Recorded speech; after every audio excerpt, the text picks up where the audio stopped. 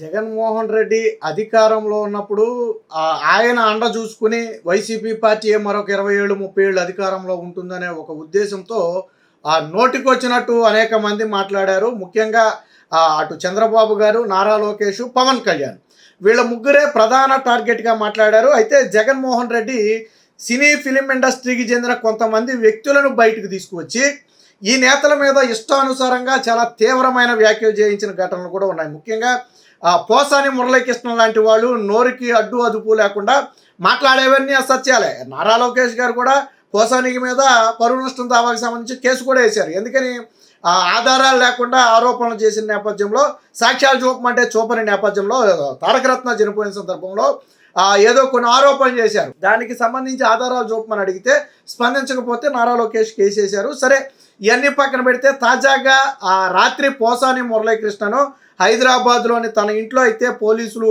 అదుపులోకి తీసుకున్నారు. పాపం వైసీపీ నేతలు ఈ అరెస్టును అక్రమ అరెస్టుగా మాట్లాడుతున్నటువంటి పరిస్థితి. అది అక్రమ అరెస్టా సక్రమ అరెస్టా తేలాల్సింది కోర్టులో. వీరు కాదు కదా జడ్జిమెంట్ చేయాల్సింది. గతంలో చంద్రబాబు నాయుడు అరెస్ట్ అయినప్పుడు ఇదే పోసాని మురళీకృష్ణ ఏమన్నాడు? నువ్వు తప్పు చేయకపోతే ధైర్యంగా జైలుకి వెళ్ళు, తప్పు నిరూపించుకునేదాకా 1 ఏడాదో 2 ఏళ్ళలో జైల్లో ఉండు, నిరూపించుకున్న తర్వాత దర్జాగా బయటికి రా, నీకెందుకు అంత భయం అని చెప్పి కాలర్లు ఎగరేసుకుంటూ మాట్లాడాడు. మీరు లేకపోతే పాత వీడియోలు ఇప్పుడు సోషల్ మీడియాలో తిరుగుతున్నాయి, ఒకసారి చూడండి. నిజమే, చంద్రబాబు గారు తప్పు లేదని నిరూపించుకున్నారు కాబట్టి బయటకు వచ్చారు. జగన్మోహన్ రెడ్డి 53 రోజుల పాటు జైల్లో పెట్టి ఎటువంటి ఆధారాలు చూపలేకపోయాడు కాబట్టి చంద్రబాబు గారు బెయిల్ మీద బయటకు వచ్చారు. ఈ విషయం స్వయంగా కోర్టే చెప్పింది. ఆరోపణలు చేశారు తప్ప ఆధారాలు చూపలేదు. ఆయన స్కిల్ డెవలప్మెంట్లో స్కామ్ జరిగింది, ఆయన లబ్ధి పొందారు అని చెప్పడానికి ఒక్క ఆధారం కూడా లేదని చెప్పి కోర్టే చెప్పినటువంటి పరిస్థితి. ఆ రోజు చంద్రబాబు గారిని అరెస్ట్ చేయడానికి ఏ స్థాయిలో వ్యవస్థలను, కింది స్థాయిలో మీ చేతిలో ఉన్న వ్యవస్థలను ఏ స్థాయిలో మాయ చేశారో అందరికీ తెలుసు. సరే, దాని ఒక్కో బండారం బయటపడుతుంది అనుకోండి, అది వేరే విషయం. దానికి కారకులైన వాళ్ళందరూ కూడా ఇప్పుడు ఆల్రెడీ ఫలితం అనుభవిస్తున్నారు, సస్పెన్షన్లో ఉన్నారు. ఐఏఎస్ ఐపీఎస్లు అందరూ కూడా జగన్మోహన్ రెడ్డిని నమ్ముకున్నందుకు కటకటాల్లో ఓసలు లెక్క పెట్టాల్సిన పరిస్థితి. జగన్మోహన్ రెడ్డి 16 నెలల జైల్లో చెప్పకూడదన్నట్టే వాళ్ళు కూడా తినాల్సిన పరిస్థితి వచ్చింది. ఆ కోవలోనే పోసాని మురళీకృష్ణ కూడా ఆ కోవలోనే ఉన్నాడు. శ్రీరెడ్డి కానివ్వండి, పోసాని కానివ్వండి, ఇంకా కత్తి మహేష్ పాపం చనిపోయాడు కాబట్టి ఆయన పేరు తీయటం అనవసరం అనుకోండి. గతంలో కత్తి మహేష్ కానివ్వండి, ఎటువంటి ఆధారాలు లేకుండా సినీ ఫిలిం ఇండస్ట్రీలో అత్యంత దారుణమైనటువంటి విమర్శలు చేసిన వ్యక్తులు. ముఖ్యంగా పోసాని మురళీకృష్ణ, చంద్రబాబు గారు, పవన్ కళ్యాణ్ వీరిరువురిని చాలా ప్రధాన టార్గెట్ చేశాడు. నోటుకొచ్చిన మాటలన్నీ మాట్లాడాడు. పైగా ఏదనంటే ఫిలిం ఇండస్ట్రీ కార్డుని అడ్డం పెట్టుకున్నారు. ఈరోజు కూడా ఫిలిం ఇండస్ట్రీ మీద ఏదో చంద్రబాబు నాయుడు పగబట్టాడు అన్నట్టుగా మాట్లాడుతున్నారు. ఫిలిం ఇండస్ట్రీ మీద పగ అంటే జగన్మోహన్ రెడ్డి చెప్పాలి. టికెట్ రేటు తగ్గించడం దగ్గర మొదలు పెడితే చిరంజీవి లాంటి ఫిలిం ఇండస్ట్రీకి పెద్ద దిక్కుల్ని దగ్గరికి తీసుకొచ్చి నమస్కారం పెట్టుకున్నటువంటి హీనమైన చరిత్ర. పోసాని మురళీకృష్ణ పాపం చేయలేదా? పోసాని మురళీకృష్ణ జగన్మోహన్ రెడ్డి ఇచ్చే ఎంగిలి మెతుకులు ఆశలు పడి అడ్డమైన ఆరోపణలు చేయలేదా? ఇప్పుడు పెట్టిన కేసు కూడా ఏంటి? పోసాని మురళీకృష్ణ ఒక పరిధి దాటి మాట్లాడాడు. సాధారణంగా కొన్ని విషయాలు మాట్లాడాలని మనకు వాక్ స్వాతంత్రం ఉంటుంది, దానికి ఒక హద్దు ఉంటుంది. వాక్ స్వాతంత్రం పేరుతో ఏది మాట్లాడితే అది పడితే మాట్లాడటం కుదరదు. కొన్నిటికి అవసరమైతే ఆధారాలు కూడా చూపాలి. ఎదుటి వ్యక్తి పరువుకు భంగం కలిగిస్తామంటే చూస్తూ ఊరుకునే పరిస్థితి ఉండదని చెప్పి గతంలో కోర్టులే చెప్పాయి. పోసాని మురళీకృష్ణ లెగితే అంటే కమ్మ కార్డు ఒకటి వేసుకుని చంద్రబాబు గారి మీద తీవ్ర స్థాయిలో విరుచుకుపడిపోయేవాడు. రాష్ట్రంలో ఎన్ని అరాచకాలు జరిగినా ఏ రోజు ప్రశ్నించలా. కానీ చంద్రబాబు కానీ పవన్ కళ్యాణ్ కానీ ఏదైనా ఒక విషయంలో రోడ్డు ఎక్కితే పోసాని మురళీకృష్ణ రోడ్డు ఎక్కేసేవాడు. 14 సంవత్సరాలు ఇప్పటికే చంద్రబాబు గారు ముఖ్యమంత్రిగా చేసినటువంటి వ్యక్తి. అలాంటి వ్యక్తి మీద నీచమైన మాటలు మాట్లాడాడు. ఒక ఫిలిం ఇండస్ట్రీలో ఉన్న వ్యక్తి మాట్లాడాల్సిన మాటలు కాదు. పైగా గతంలో నారా లోకేష్ కేసు వేస్తే నారా లోకేష్ నుంచి నాకు ప్రాణహాని ఉందని చెప్పి పేపర్ స్టేట్మెంట్. ప్రాణహాని ఉంటే కేసు ఎందుకు వేస్తారు? పొడిచి పక్కన కూర్చోబెడతారు. నారా లోకేష్ ఏం చేశారు? నువ్వు కొన్ని ఆరోపణలు చేసావు, దానికి ఆధారాలు ఇమ్మని అడిగారు. ఆధారాలు లేవు కాబట్టి పరువు నష్టం నోటీసులు ఇచ్చారు. దానికి నువ్వు స్పందించలేదు కాబట్టి కోర్టులో కేసు వేశారు. లీగల్ ప్రొసీజర్ కదా ఇది. పోనీ నువ్వు ఈ రోజుకైనా సమాధానం ఒప్పుకున్నావా? తప్పు ఒప్పుకున్నావా? క్షమాపణ చెప్పావా? పోసాని మురళీకృష్ణ క్షమాపణ చెప్పాడా బయటకు వచ్చి? ఆ రోజు నేను మాట్లాడి పవన్ కళ్యాణ్ని ఎంత నీచంగా మాట్లాడాడు.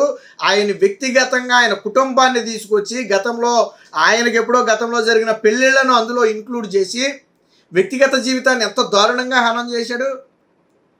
ఎంతమందిని చేసుకుంటావు, ఎంతమందిని కంటావు, ఎవరి పిల్లలు ఎవరికో అని ఈ టైపు మాటలు అనేక మాటలు మాట్లాడాడు.